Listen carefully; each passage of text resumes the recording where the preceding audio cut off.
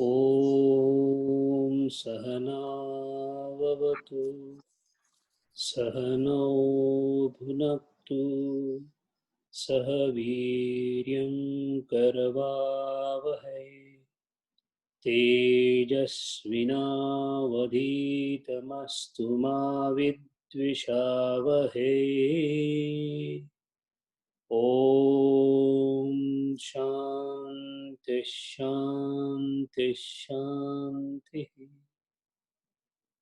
समस्तजनकल्याणे निरतं करुणामयं नमामि चिन्मयं देवं सद्गुरुं ब्रह्मविद्वरम्। ॐ श्री चिन्मय सद्गुरवे नमः। योगेन चित्तस्य पदेन वाचां मलं शरीरस्य च वैद्यकेन योपाकरोत्तं प्रवरं मुनीनां पातञ्जलि प्राञ्जलिना नतोऽस्मि। हरि ओम्।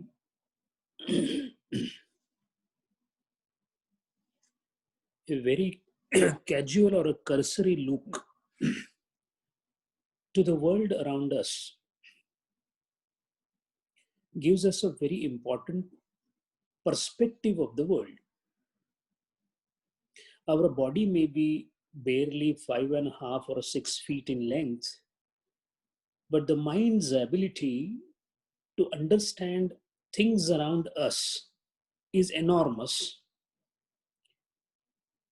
And with these two small sockets holding the eyeballs and the remaining 4 indriyas, the total panchendriyas, with the help of mind, we are able to map the whole world and take it in our stride, the platform of the mind.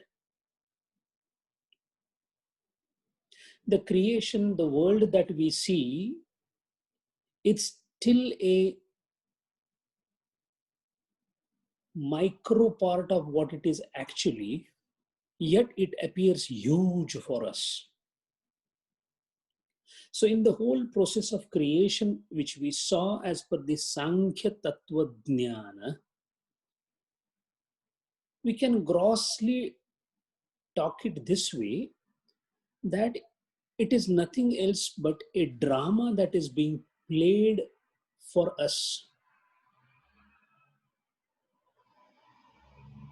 In this drama, there are some actors,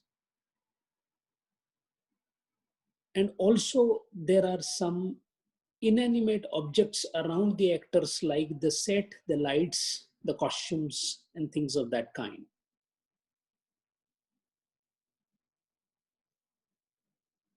The one who has directed the drama, created the drama, is different, and the owner of the drama is different. So in any process of creation that we see, which keeps happening one after the other. So there is a creation, Srujana. Some time goes by in this drama, and then it is dissolved. Guru Govind Singh calls this as Vichitra Natak. It is Vichitra Natak. Every creation, when it is created, in terms of Sankhya philosophy, there is no creator. In Advaita, there is a creator. He is called as Ishvara in Advaita philosophy. He is the creator of the Niyamak Tattva. While in case of Sankhya, it says there is no creator required. It is an ongoing thing from umpteen years, Anadikal. When did the world start? No one knows. All they know about, or all the Shastra talks about, is it can end if you wish to, but you cannot find out when it started. It is anadi, it has no beginning. So when the world has started and it has no beginning, then what happens in pralaya?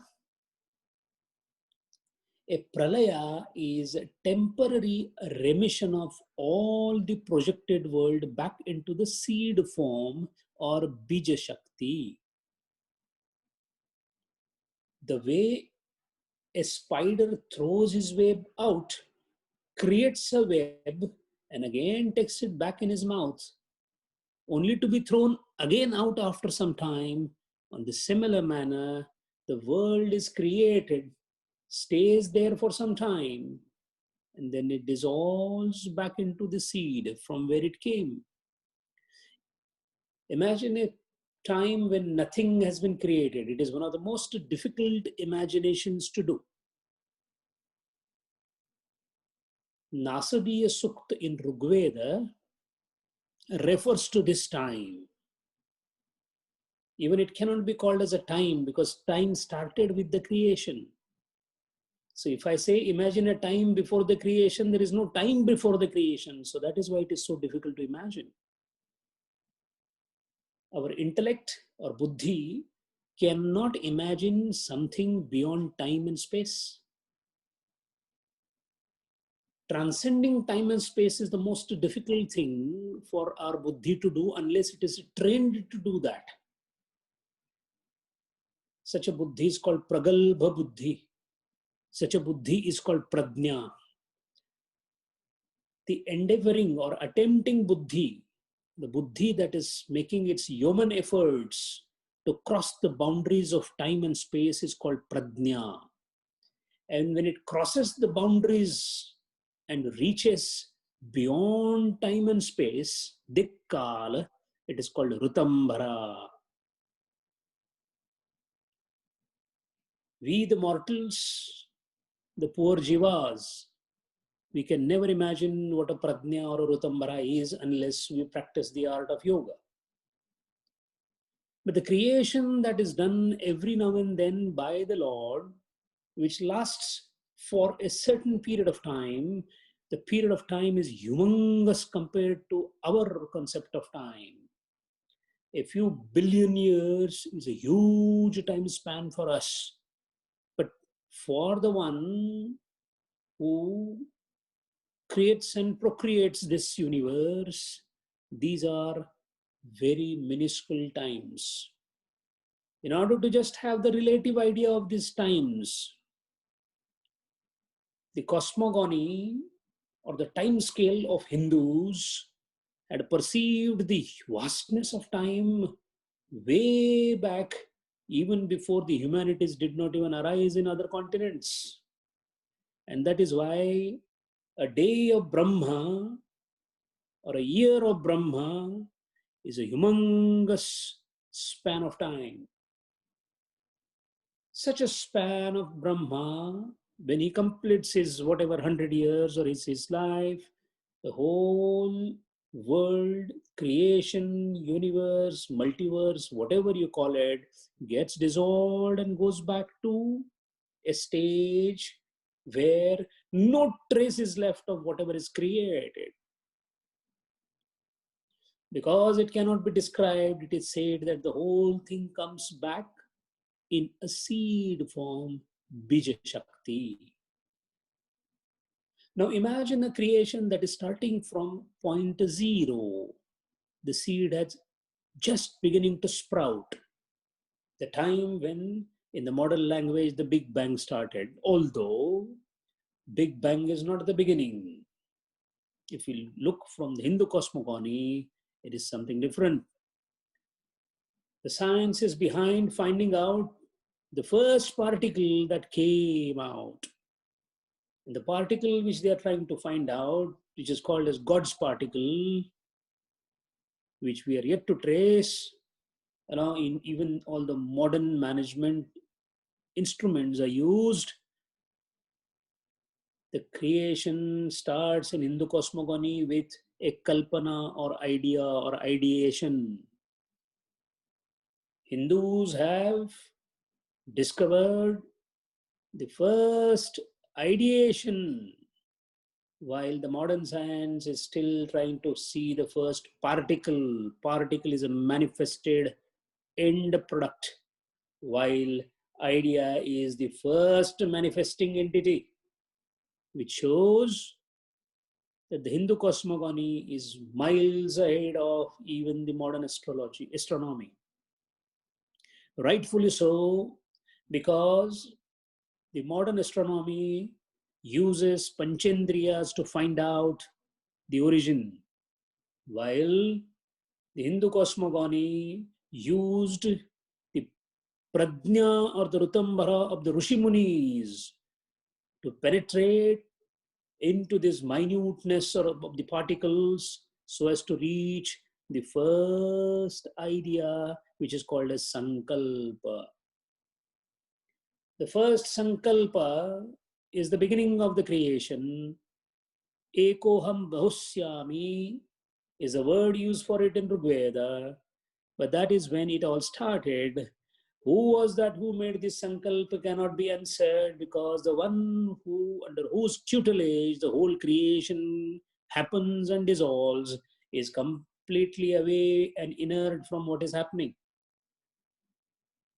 Such an entity without which the creation cannot happen, yet he is not the part of the creation, is called Purusha.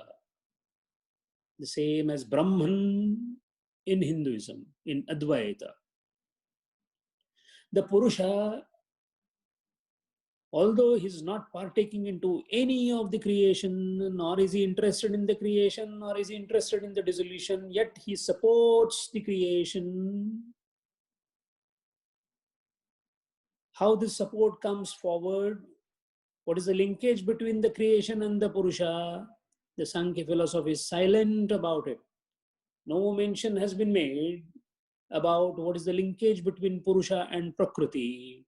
And the same linkage, borrowing the same ideas, was done in Advaita philosophy, and the linkage provided was Maya.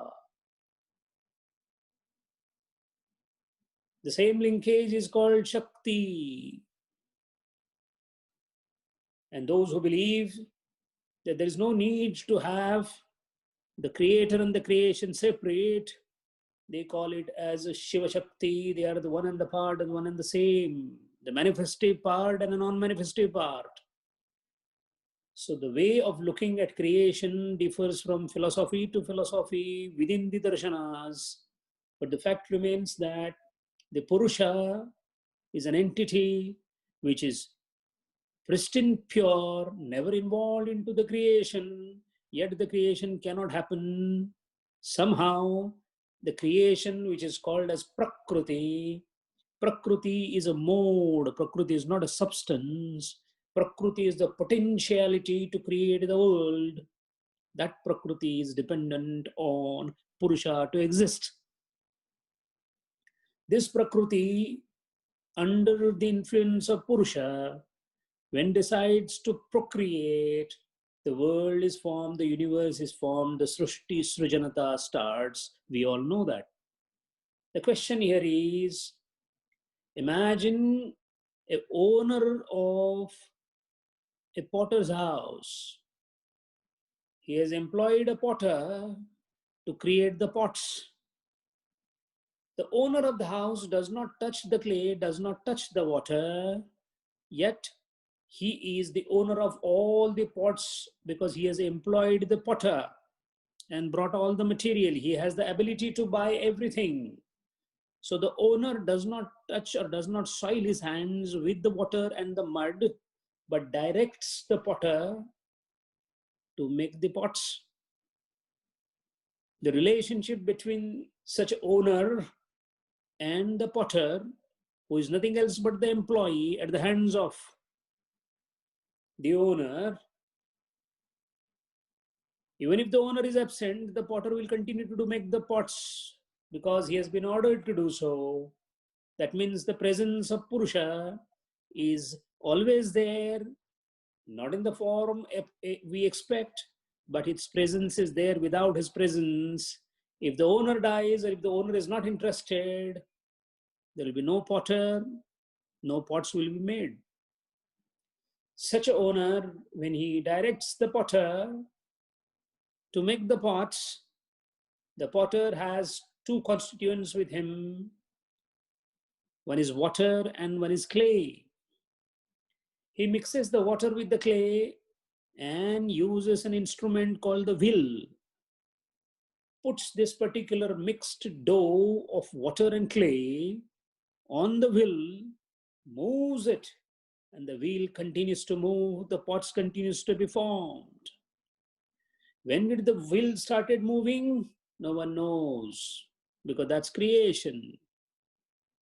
How many pots are made so far? No one knows. They keep coming. Every pot that is made lasts for some time, then breaks into the pieces, again becomes clay, the water dries out of it, the clay is then again brought back, mixed with the water, another pot is formed.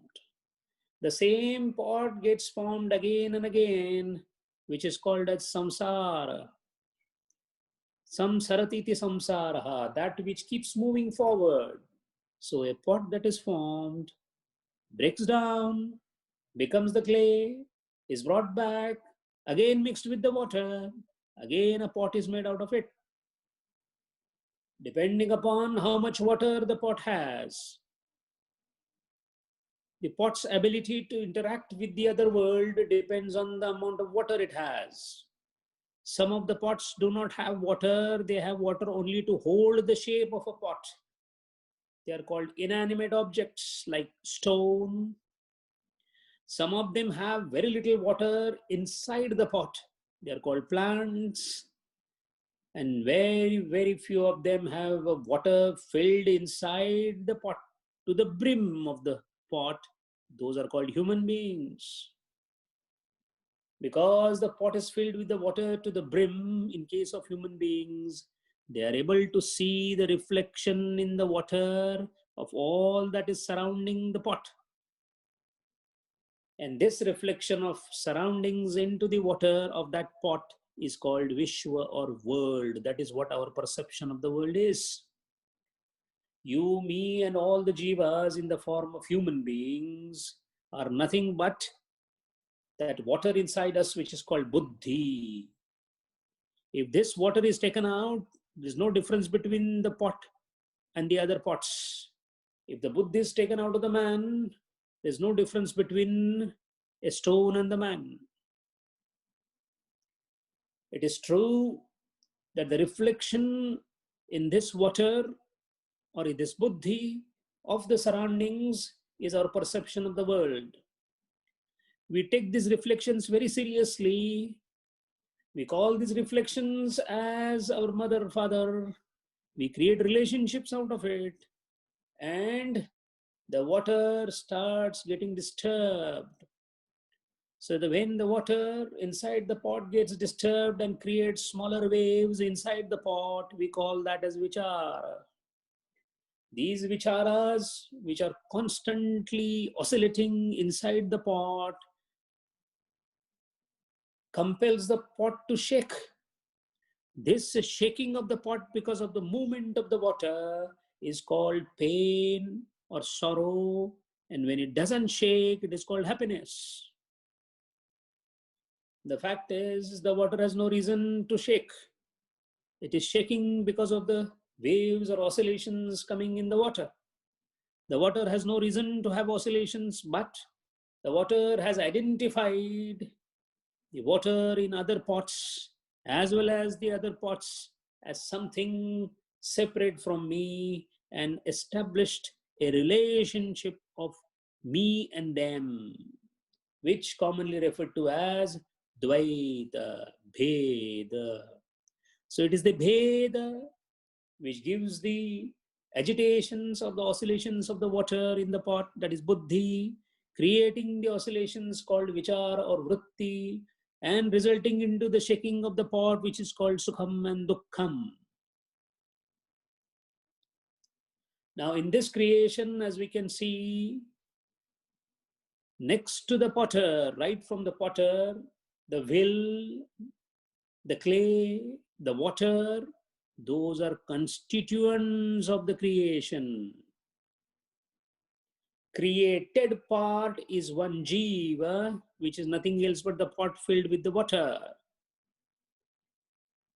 A yogi, when he realizes that something is wrong and amiss, he starts doing what is called as meditation on this entire creative procedure which we just now narrated, and starts de-identifying himself from the wrong notions of me and mine.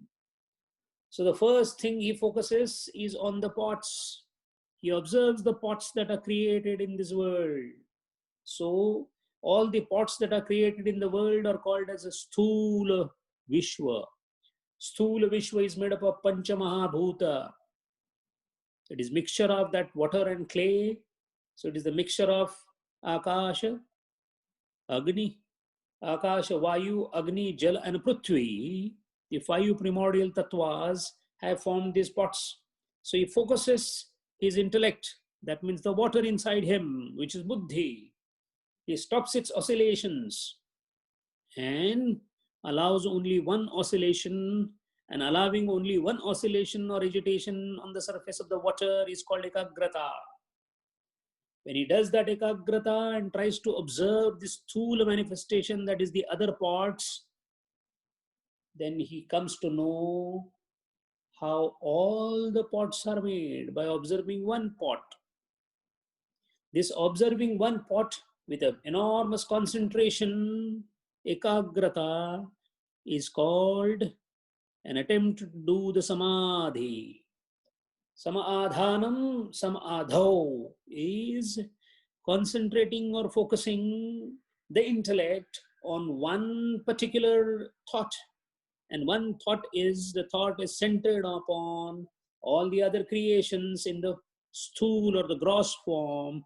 And then with the great effort of this concentration, he comes to know nature of all the pots by studying one pot intently, because all the pots are made in one and the same manner. This is called Savitarka Sampradnyat Samadhi. Then he moves forward and tries to find out that the pot is made up of water and clay. So he focuses his intellect on the water and the clay part of it. Now he doesn't look at the pot as a pot, but he looks at the pot as clay and water. Focuses on that. This focus is called Tanmatra focus or Savichara Sampradnyat Samadhi. Once he comes to know how the pot is created, he becomes enormously knowledgeable about all the creation. The poor pots in the world who are ignorant, they think it is miraculous. So they call the yogi as, oh, how enlightened he is. He has enormous knowledge. What has happened is, the yogi has expanded the scope of his intellect to know the world to its complete content by mere virtue of power of concentration of his buddhi through ekagrata. He doesn't stop there. He moves backward after knowing the water and the clay. Now he wants to know, how is this water element alone? Water element is nothing else but the indriyas. Water element is nothing else but sattva guna. So when he focuses on the sattva guna or the water, he gets enormous happiness. And that is called Sananda Sampradnyat Samadhi. He doesn't stop there. He moves forward and now wants to know the process of making the pot. So he focuses himself on the will, where this combination of water and the clay, the mud, turns into different shapes. The turning of the clay into different shape is called ahankara, which happens on this will of creation, the potter's will. He focuses himself on that and he realizes, and he comes to know how the pots are made. At that point of time, he realizes that he's not even a pot. He's beyond that. The moment he realizes that he's not even a pot, he's beyond that because he's made on the will by a potter.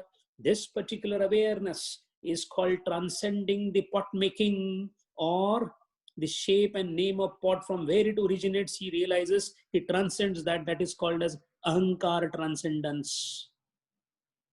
Now the yogi knows the pots, the water, the mud, and even the will. Once he goes beyond that, now the only thing left for him is to know the potter.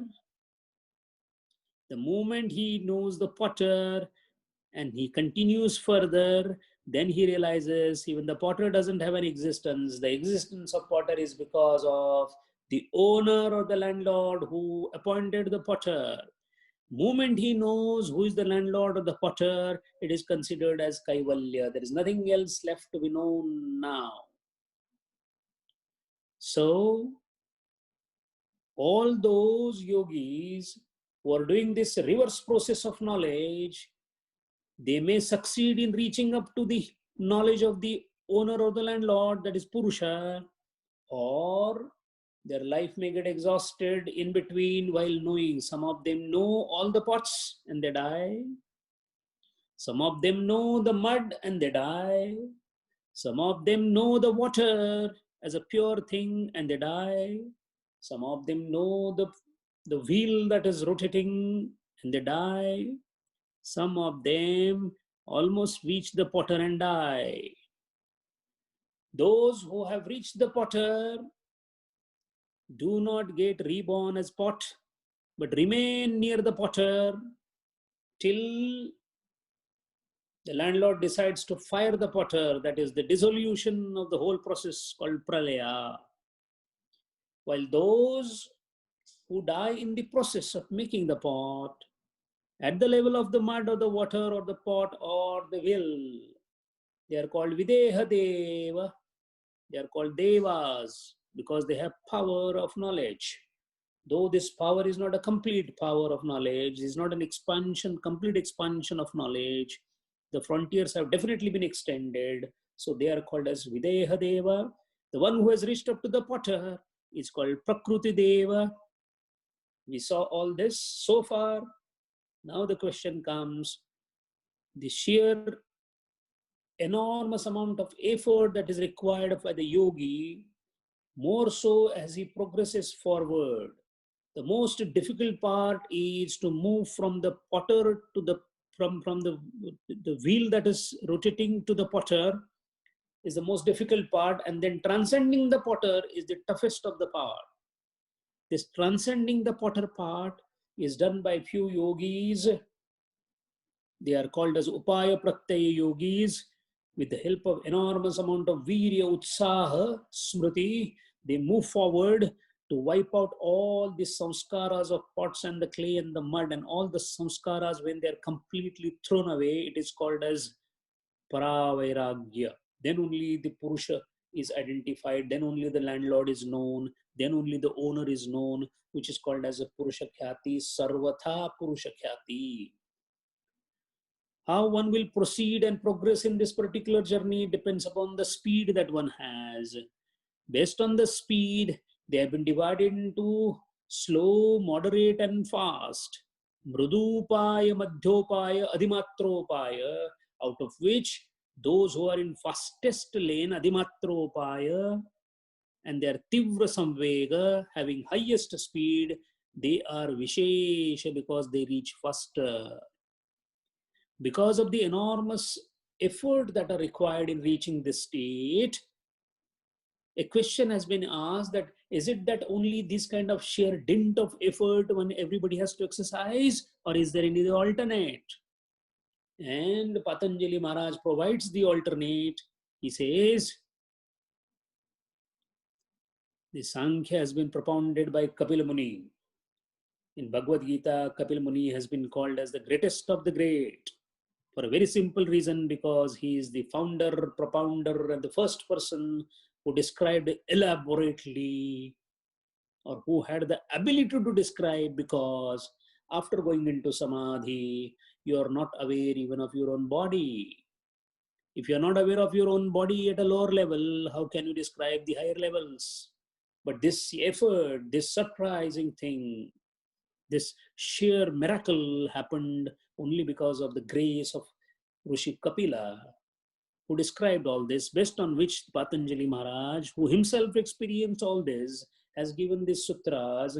So he gives an alternate saying that either you have this extremely enormous amount of effort that is required, which you do, only the lion-hearted can do that, or else you have another alternate of doing the pranidhana of Ishvara. Ishvara Paranidhanatva. Ishvara as an element has been introduced by Patanjali Maharaj and not by the Sankhyas. Sankhya Shastra does not mention Ishvara anywhere.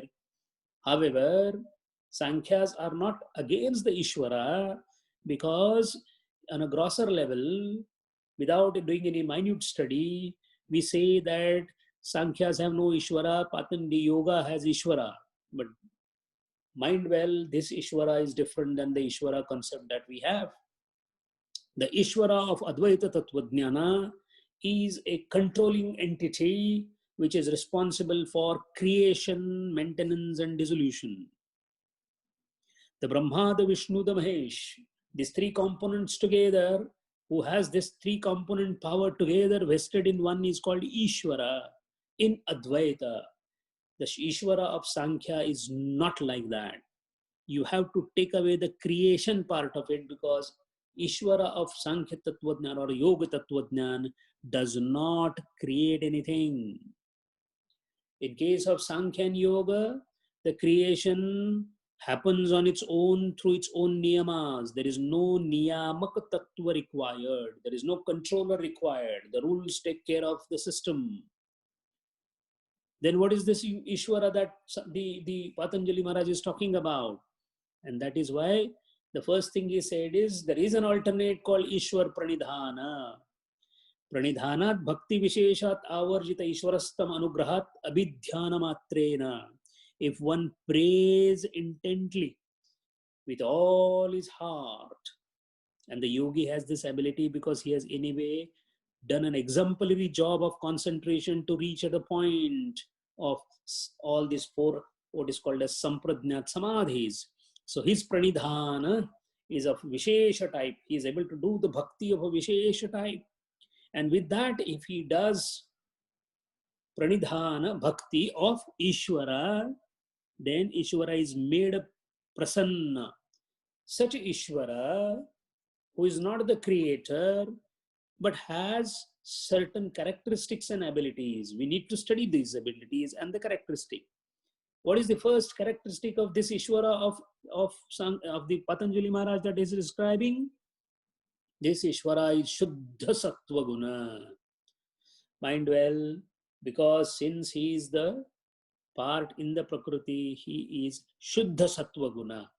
Although he is Shuddha Sattva Guna, Prakriti does not affect him. We need to understand the placement of Ishvara in the philosophy. We have already seen the creation part of Sankhyas. In this creation, just imagine the creation is on forever. Other than creation, that means other than Prakriti, there is a Vishesha Purusha, which is not the Moola Purusha, but Vishesh in the sense he has come to partake into this creation, yet he is not the part of the creation. I know this might sound confusing because already we know one Purusha and Prakriti. Then who is this another Purusha coming in between? This is precisely the subject of discussion for coming 3 mantras. First is Ishwar Pranidhanatva.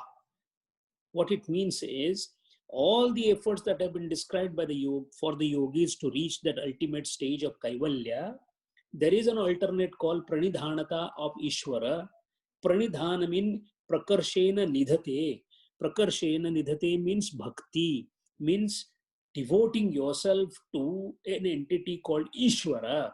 If that is done, then this is a good alternate, because Ishwara comes forward and bestows the grace. This is a very peculiar concept of Hinduism, that bestowing of grace is something which is not there in any other philosophy that we see. Bestowing of grace is every effort has to be reciprocated by the fruits or the results of that effort.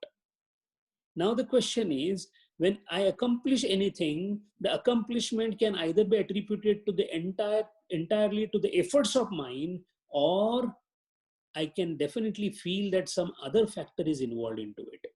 Even in the normal life, we do observe that my effort may be 50%, my fruits may be 100%, or my effort may be 100%, fruits could be 50%. This is our day-to-day life experience.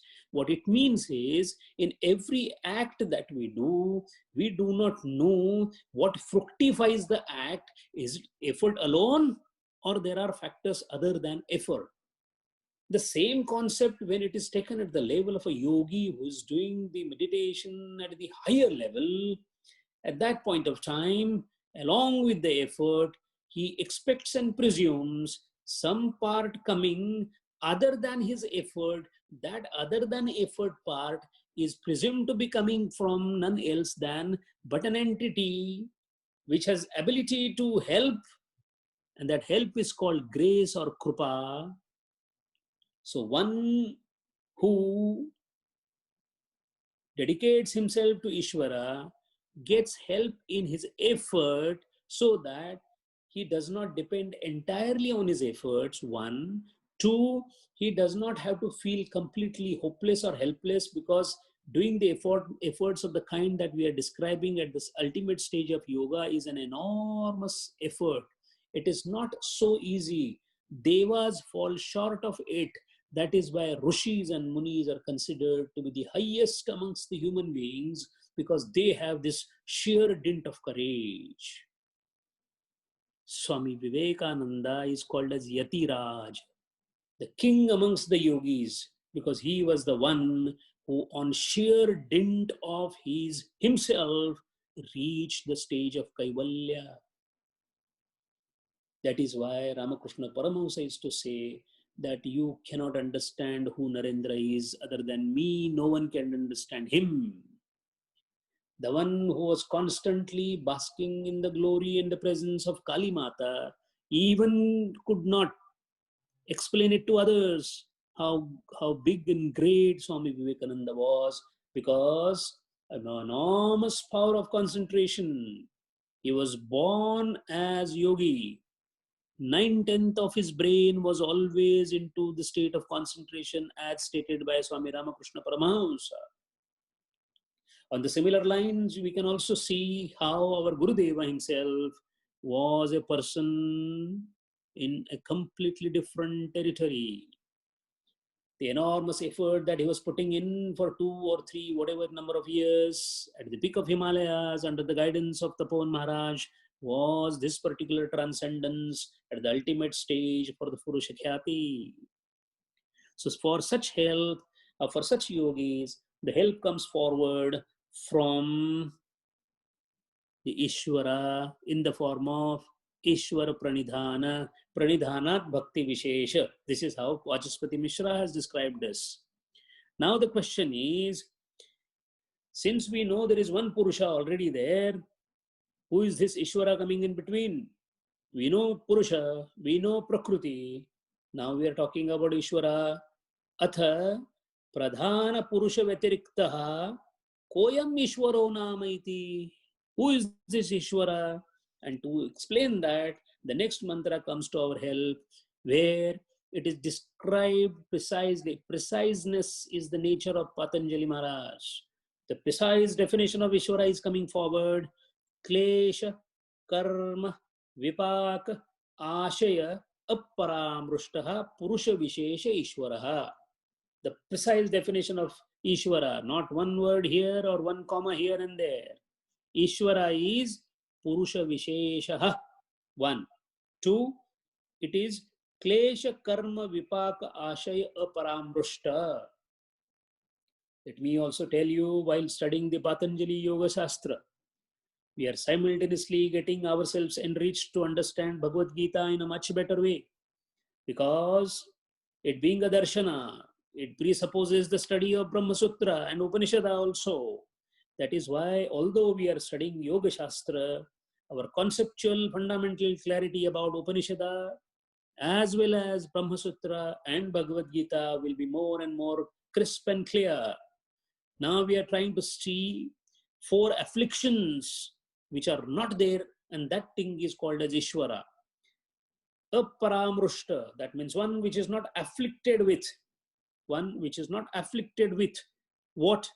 Klesha, Karma, Vipaka, and Ashaya. These are 4 afflictions. Who has this affliction? The Jiva. We all are affected with 4 things.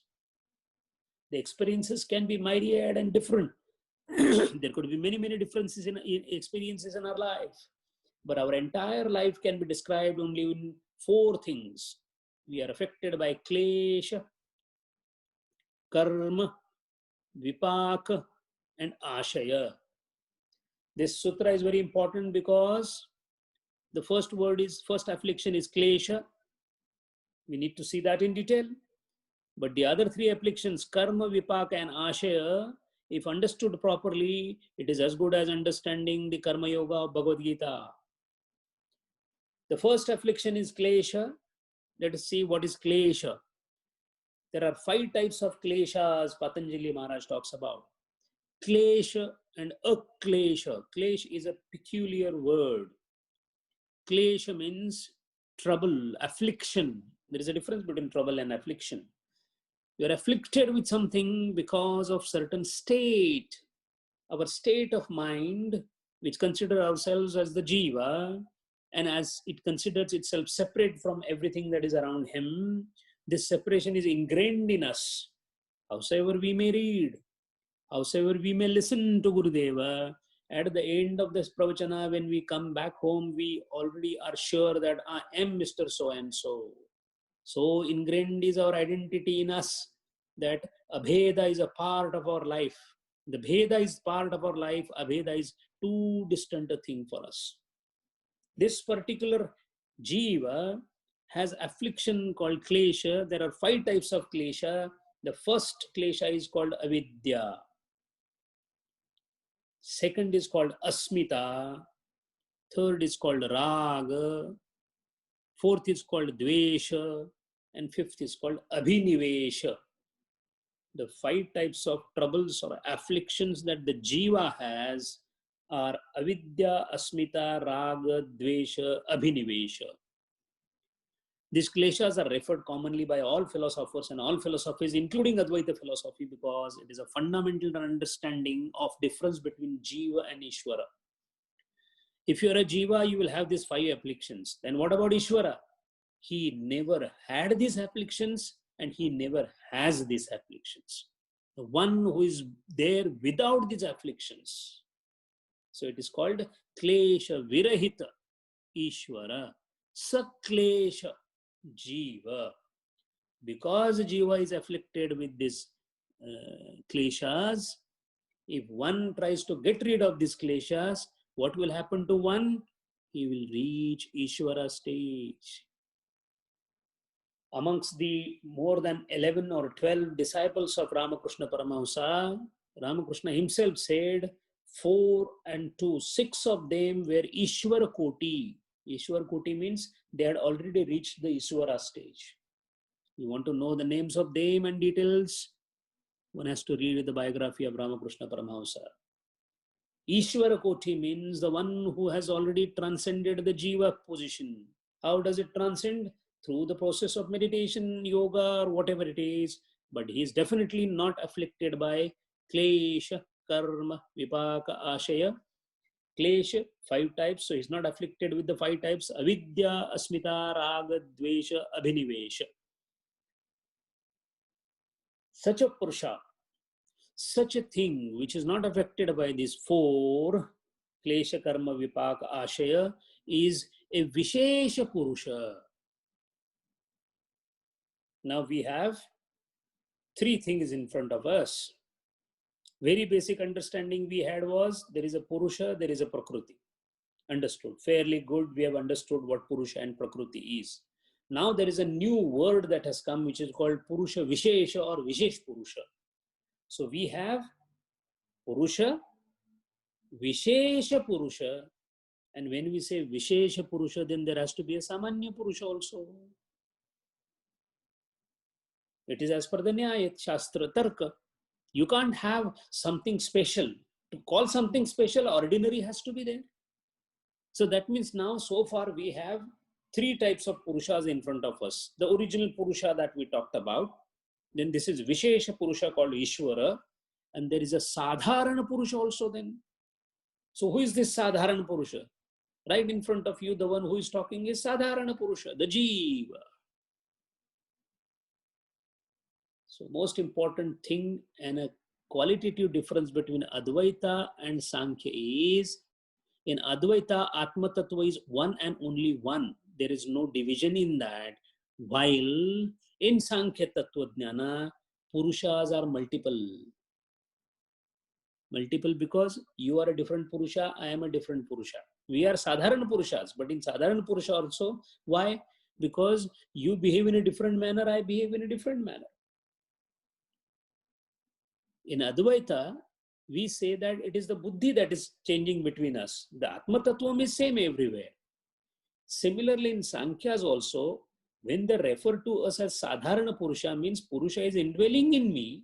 However, my buddhi is working in a different way, and whatever buddhi is doing is attributed to Purusha, so I am considered as Sadharana Purusha because I am affected with these four kleshas or four afflictions. The one who is not afflicted is called Vishesha Purusha, and then one who is neither interested in afflictions or removal of application is the ultimate Purusha. Purusha, Vishesha Purusha, Sadharana Purusha. Simpler words, Brahma, Ishvara, Jiva. Easy to understand. But we need to see the difference in the conception. So first we are trying to study the Ishvara. Why? Because this is the Ishvara who is going to help all of us to move upward in the path of yoga. His grace becomes more and more prominent as we move more and more closer to him. So the maximum amount of grace is given to the one yogi who is at the final stage of Asampradnat Samadhi to reach the Kaivalya.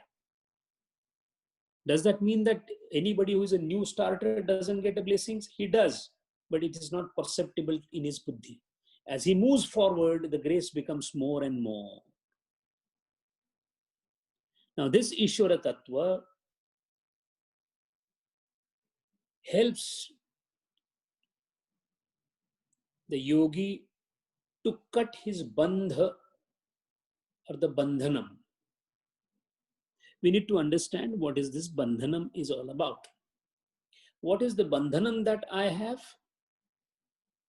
I am bound with this called Bheda, or everything is multiplicity. Then my buddhi thinks that I am related to somebody, the creation of relationship. All these are called as Vaikarika or Vikruta Bandha. Why it is called Vikruta Bandha? Because it is out of Vikaras it has formed. Out of Vikruti or Vikara, these bandhas are formed. Sukham, Dukkham, Papam, Punyam, father, mother, relations. All these are called as Vaikarika Bandha or Vikruta Bandha. Why Vikruta Bandha? If you look at the creation of Sankhya, at the lowermost level are these Sthula Bhutas. At the lowermost level is Ashtada Prakriti or the Sthula Bhuta. Now these Sthula Bhutas are related to each other. And this is the maximum modification, the last modification. If you see the cascade of development of Prakriti, it starts from Prakriti, then Mahat, then Mahat or Buddhi, then Ahankara, then Tanmatras, then Karmendriya, Jnanendriya, then Sthula Shrushti. This is how the whole creation is there. The lowermost rung is of the Sthula creation. These Sthulas think they are related to each other. The cat thinks that the mouse is an enemy. The man thinks that she is my wife. So this is at the Sthula level. So that means the modifications are maximum at the lower level, And these modifications are called as vikaras. Vikar means modification. So that is why this bandhanam that we have at a sthula level is called Vaikrutika, Vikruta or Vaikarika bandha. This is the first bandha. We all are suffering from this bandha. What about the yogis who go from this sthula to upwards to the sukshma? The yogi who is now, let us say, contemplating on tanmatras, he's above sthula, he's into sukshma. So the one who has moved upwards is at a vikara stage. I just want to correct something. The one who is at sthula is called dakshina bandha. The one who is at a sukshma is called vikara bandha. And the one who is at the highest level, at the ahankara and beyond, is called prakrutika bandha. This is nothing else but same as what we saw as Prakruti Leena Deva, because he has a Prakrutika Bandha. Videha Deva, he has Vaikarika Bandha. And the lowermost modification, like us, are called Dakshina Bandha.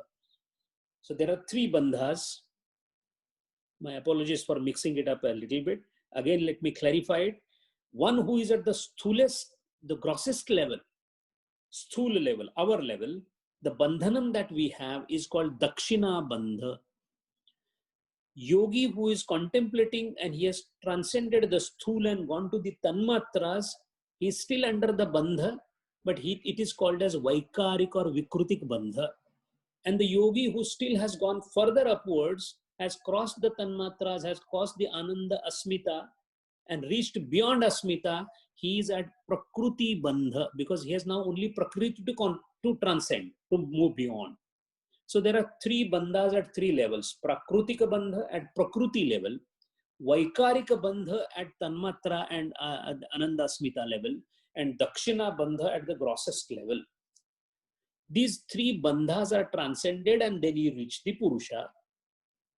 We have seen that those who transcend Dakshina Bandha but get involved into Vaikarik or Vikrutik Bandha are called as Devas, Videha Deva. We have seen that. Those who transcend that and reach up to the Prakruti are called Prakruti Leena Deva. Now, in all these bandhanas, it is the Ishvara who helps to break the bandhana, but he himself is never involved into any of the bandhanas. He is Nitya Mukta. Nitya Mukta means never ever suffered from any of these three bandhas. So he is not Prakriti. He is different than Prakriti, so he is called Vishesha Purusha. He is yet not the Purusha that we think of as a Brahman. So he is Purusha who is Shuddha Sattva Guna, yet not affected by the Prakriti. In fact, this is the same concept Shankaracharya took in Advaita. That is why in Advaita, Ishvara is called Mayopadhita Shuddha Sattva. In Advaita, Ishvara is called Mayopadhita Shuddha Sattva. That means he is in Maya, but he is not affected by Maya. Same concept. It is borrowed from Sankhya Tattva Jnana. That is why again and again Guru Deva says, Bhagavad Gita is Sankhya, Sankhya, Sankhya. Because Sankhya cacophony is heard throughout Advaita. And these concepts came first in Sankhya. That is why Sankhya Tattva Jnana is considered so big, so great, and it is accommodated in Bhagavad Gita itself. So Ishvara is a Vishesha Purusha, which is in Prakriti but not affected by Prakriti. Shuddha Sattva Guna. He is never under any bandhana, so Nitya Mukta. Never under any bandhana means which bandhana? Dakshina Bandha, Vaikrutik or Vaikarika Bandha, and Prakriti Bandha. He is not under any of these three. One who has got rid of Dakshina Bandha becomes Deva. One who has got rid of even that Vaikarika Bandha becomes Prakriti Leena Deva. One who has got rid of Prakriti Leena Bandha, Prakriti Bandha also becomes Purusha, Kaivalya. This is how the process of involution of a yogi that takes place. So now the question is, because we have come to Purusha, because he is free of bandha, we saw three bandhas, and because he is free of affliction, aparamrushta, from four affliction. Which four affliction? Klesha, karma vipaka ashaya, he is called Purusha. Such a person who is not afflicted by the four afflictions, klesha, karma, vipaka, ashaya, and the one who is nitya mukta, never affected by any bandha. Which bandha? Three bandhas: dakshina bandha, vaikrutika bandha, and prakriti bandha. The one who is not affected by three bandhas and four kleshas or four afflictions is Vishesha Purusha called Ishvara. This is the concept of Ishvara in Patanjali's Yoga Sutra, and because he is a Savishesha Purusha, he is not considered as a new Tattva. There are 25 Tattvas, we know that: Panchendriya, Panchakarmendriya, Panchaprana, Antakarana, and Mana Buddhi Chitta, and Purusha. Total 25 Tattvas are there. In fact, those are countable Tattvas. That is why Sankhya is called Sankhya, something which can be counted, and these are counted as 25 tattvas. So if we consider Ishvara as one more tattva, the tattva will become 26, but it is not so, because Ishvara is not a tattva. Ishvara is nothing else but it is a Sa Vishesha Purusha. That means it is a Vishesha, peculiar Purusha, not the original Purusha, but a peculiar Purusha which has all the attributes of Purusha, but it is in Prakriti, not affected by Prakriti, which is always Nitya Mukta, and his only reason why he is present is to bestow grace upon those jivas who are trying to transmigrate from their position upwards towards the Purusha. This is the main concept of Sankhya Tattva Jnana and Yoga Shastra, which pervaded through entire Hinduism, and the concept of Krupa and Ashirvad came from there. In Hinduism, we are replete with Ashirvad and Krupa concept. We go to God and say, Bhagwan Krupa karo. We go to Guru and says, Krupa karo. Krupa means what? I am not able to do anything. Please help me. You extend your help to me. You extend your hand to me. You extend your heart to me. And pull me up. This concept of pulling up, extending the hand, helping you under any circumstances, that is where the concept of Krupa and Ashirvad lies, which is replete in the Hindu mind, so that in fact it has become so much deeper in our mind that we understand Krupa right from childhood as if it is in our blood. But the very concept that there could be somebody who can do this Krupa has come from deep thinking of the minds of the Rishis of Sankhya Tattva Jnana, and that is why this Krupa concept, because there has to be an Krupa or grace, that has been converted into the person who gives the grace is Ishvara. Moment the Ishvara concept came in between, Ishvara as a principle came in between, then it needs to be precisely put into the Shastra, so it was fitted at a place where it is existing in Prakriti, not affected by Prakriti, free from all kinds of afflictions and free from all kinds of bandhas. So, klesha, karma, vipaka, ashay, aparamrushta. So that means one who is having these qualities, so far he has been described into negative qualities. How he is described with negative qualities? He doesn't have this, he doesn't have afflictions, he doesn't have bandhana, negative. Through negative qualities is described. Then it is also described in positive qualities. Ishvara is one who has an Aishwarya which is unparalleled. Ishvara has Aishwarya. We are going to see this in detail. Ishvara, we always see Shadguna Aishwarya, Yasha, Shri, Satta. These are his Aishwaryas. These are called as Aishwarya of. So he is Saishwarya, Sa Aishwarya, Saishwarya.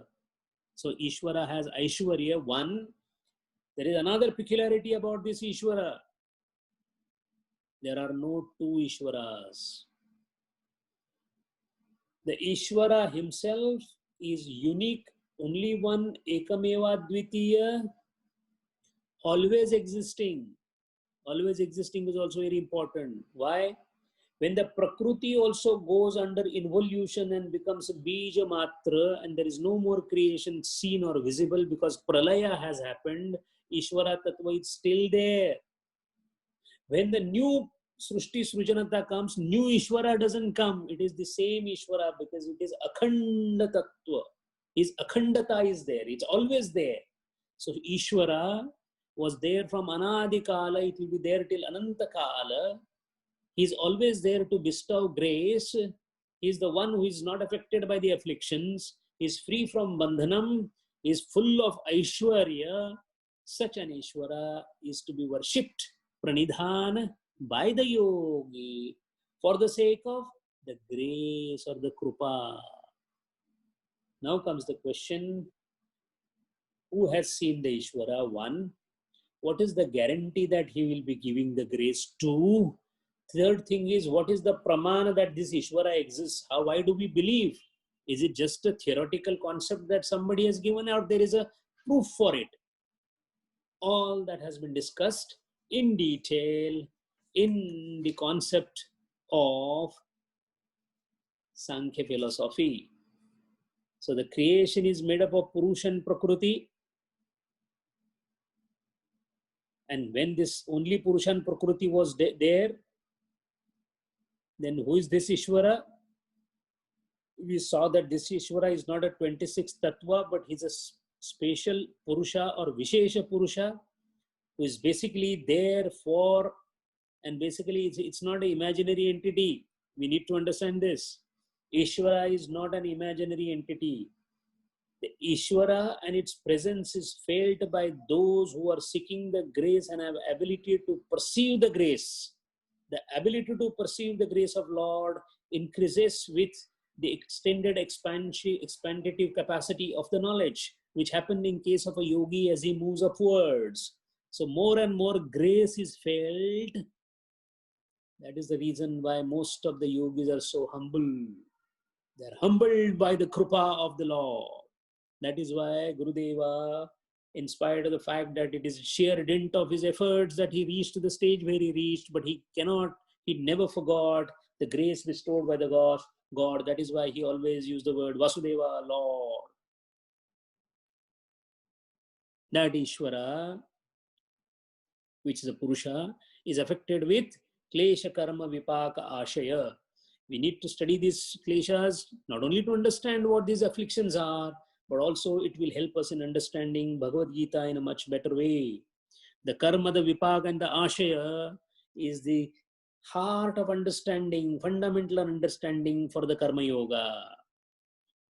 So we will see in the next session what are these pancha kleshas in detail. What are the pancha kleshas? We will see what is karma, vipaka, and ashaya. And we will also see a very peculiar concept of karma, which is so critical to understand karma yoga, that normally we are always given to understand a karma has a phalam, and after the phalam the karma gets exhausted. Beyond this, we don't think of karma in any other manner. But Patanjali Yoga Shastra throws that light on the karma, which we need to understand, that every karma that we do, right now I'm doing the karma of speaking to you. Any karma that I, me, and anybody does has two sprouts. The seed of the karma has two sprouts. One sprout goes for fulfillment, which is called phalam. One sprout goes to become a tree called phalam, while one sprout goes, which is called vasana. We somehow tend to forget this, that every karma has two sprouts. One sprout is its culmination into the fruit. Example, let us take an example. I want to eat a mango because I have a desire, so there is a karma happening. Now that I'm eating a mango, the karma is fulfilled. Ideally speaking, had this been the end of the karma, it would have been a wonderful story, but it doesn't happen that way. I am enjoying the mango. My first karma is getting exhausted. My vasana is getting exhausted. But because of the taste of that particular mango, my vasana comes that I should keep getting the mangoes even in future. So what happened? First karma got fructified. While the phalam is being enjoyed, another vasana is created. This is called the second sprout of karma. This particular second spout of karma is the one which leads to ashaya. So it is not the eating of mango that has affected you. It is the habit that is getting inculcated. That is why somebody who is undergoing the influence of alcohol, his drinking alcohol is not a problem, because every drink of alcohol makes him think of another drink in future. What is bad in karma is the second part, not the first part. If it was possible to exhaust the karma by just enjoying or entertaining it only once, life would have been very easy. But every extinguishing of the vasana, every vasana catharsis leads to further creation of vasanas. That is why it is said that सवाल ये नहीं कि शीशा टूटा या नहीं, सवाल ये है कि पत्थर कहाँ से आया. Because a broken glass can be mended, but every time the new stone is going to come and break another glass. That is the problem. So the vasana that is created through the karma is far more a formidable challenge than the karma's fructification. And when the Lord says in Karma Yoga that please give all the fruits of your action to me, what he means is you don't enjoy it, because if you enjoy it, you will create another vasana out of it. If you give it to me, there will be no vasana creation, and that is how you will be out of the Karma Yoga, out of the karma. That is Karma Yoga. We are going to see this in detail in the coming classes. So the next session will be focusing on what are the pancha kleshas, and also what is karma vipaka and ashaya, so that we can define Ishvara. Once the Ishvara is defined, then tasya vachaka pranavaha, that mantra will come. That Ishvara is indicated by Om. Then the Mahatvam of Omkara will come into the picture. Omkara sadhana will come into the picture. As you can see, now onwards, slowly we'll be moving towards the sadhana, towards the practices. A lot of theory and philosophy has come so far. Now there is a bridging gap. We are moving slowly towards the sadhana path, because now we are coming towards the end of samadhi path. So samadhi has been so far described, Ishwara has been described, and now we are going to come slowly towards the Omkar or the Pranava. We will see about it in detail in the next session. Hari Om. Purnamada Purnamidam Purnat Purnam Udachyate Purnasya Purnamadaya Purnameva Vashishyate. Om Shanti Shanti Shanti. Hari Om. Shri Gurubhyo Namaha. Hari Om.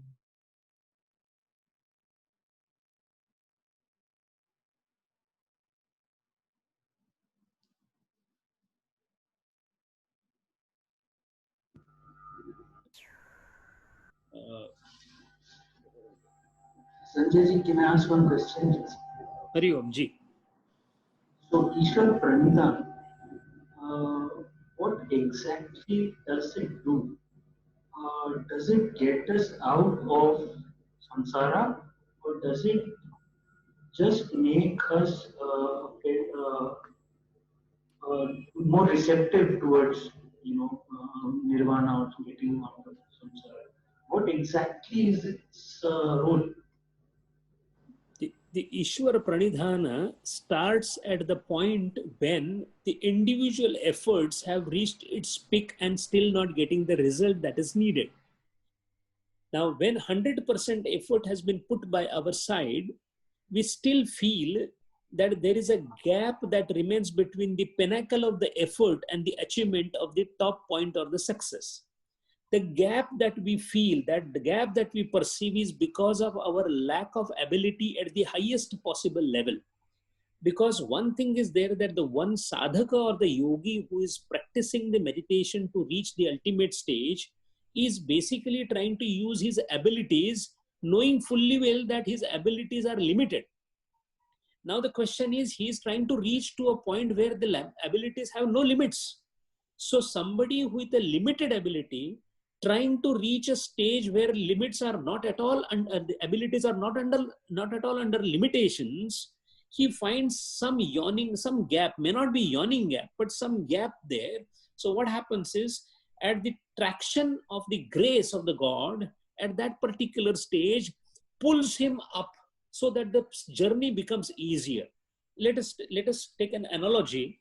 There is a mountaineer who has reached the Mount Everest. He's at the last peak, and now he's so exhausted that it is beyond him to even take a step forward. Now, if there is somebody sitting at the top, technically called Ishvara, who pulls him up, at that point, what happened is he has already proved his ability, but his ability to reach the top was falling short by something. And the reason for this falling short is moving from limited to unlimited, moving from Santa to Ananta. It has a stage in between which cannot be done purely on the basis of the one who is doing the struggle. Now the question is, the one who is doing the struggle is aware of his struggle, but as he moves up, he becomes more and less aware of himself and more aware of the struggle. See, this is a very subtle statement. What is happening is ahankar is going down. So the one who is moving upwards beyond Prakriti level, he is not even aware of his body. He is not even aware of himself. The awareness is now slowly fading. And what kind of awareness is fading? Awareness about himself is fading, and awareness about awareness is increasing.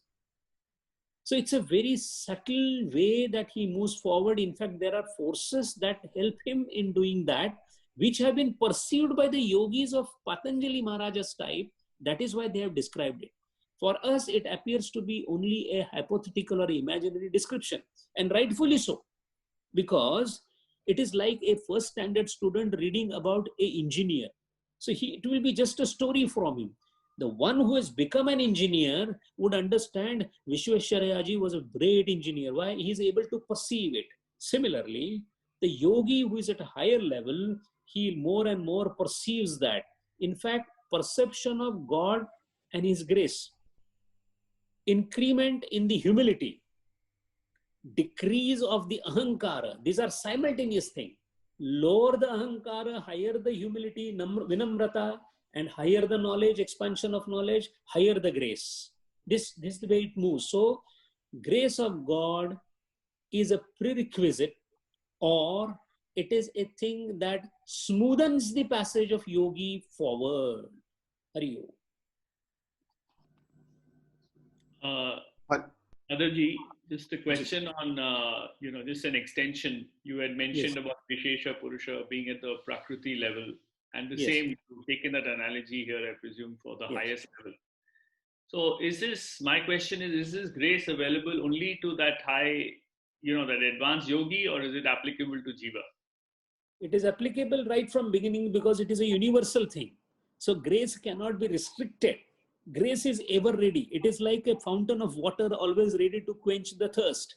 The only problem is, unless you go to the fountain, that ever availability will be of no use.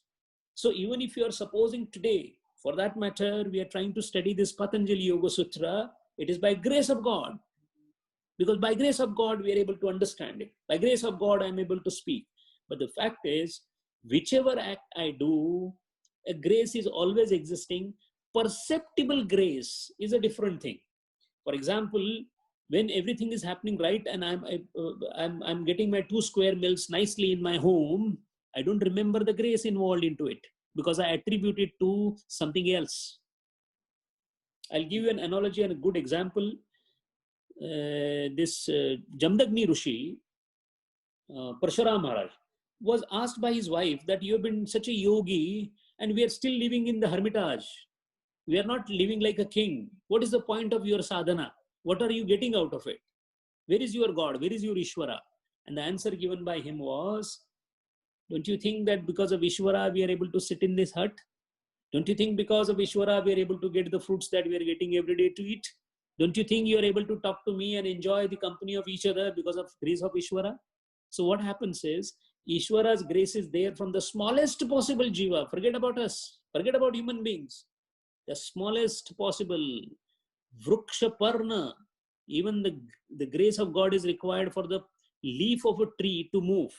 The only thing is to perceive the grace is possible only when ahankara comes down. Anybody who cannot perceive the grace of God, be sure his ahankara is 100%. As ahankara goes down, more and more you feel the grace. That is why three things go together: ahankara, grace of God, and humility. Lower the grace, lower the ahankara, higher the humility, more the feeling of grace of God. Higher the ahankara, lesser the humility, lesser the feeling of grace of God. That is why Vinaya, Vidya and Vinaya is always taken together, even in Bhagavad Gita. Shunichaiva Shapakecha. That particular shloka talks about Vinaya.